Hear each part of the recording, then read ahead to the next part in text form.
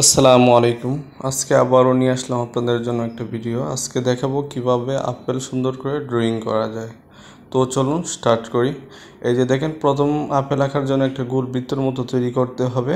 তারপরে এর মাঝে একটা টান দিয়ে দিতে হবে। দেওয়ার পরে উপরে একটা আপেলের একটা শেপ তৈরি করতে হবে প্রথমেই। এই শেপটা তৈরি করার পর উপরে বটটা একটু চিকন হবে। আপেলের বট উপরে বট একটু চিকন থাকে। তারপরে আমরা কি করব, বা একটু শেপের মতো তৈরি করব যাতে অ্যাপেলটার পরিপূর্ণ রূপ ধারণ করতে পারে। তারপর নিচে একটা আকৃতি তৈরি করতে হবে। করার পরে যে আমরা মাঝে দাগটা দিয়েছিলাম ওইটা আবার রিমুভ করে দিব। তারপর উপরে যে গোল দাগের উপরে অংশগুলো ওইটাও আমরা রিমুভ করে দিব।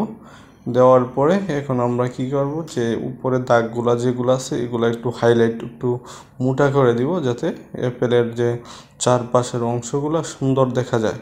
এজন্য আমরা দেখেন এই যে উপরে চারপাশে আবার যেগুলো দাগগুলো চিকন হয়েছিল এগুলো আবার দ্বিতীয় রাউন্ড দিয়ে তারপরে এটা একটু মোটা করে দিচ্ছি যাতে অ্যাপেলের পরিপূর্ণ রূপটা চলে আসে।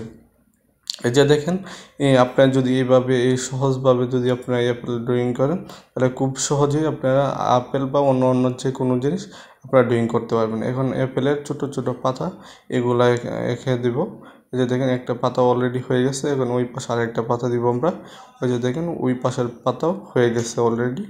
তো দেখতেছেন ভিডিওটা, আশা করি সবার কাছে ভালোই লাগতেছে। তো আপনাদের কাছে একটা রিকোয়েস্ট থাকবে, ভিডিওটা লাইক কমেন্ট করে সবার কাছে পৌঁছায় দিবেন ইনশাআল্লাহ।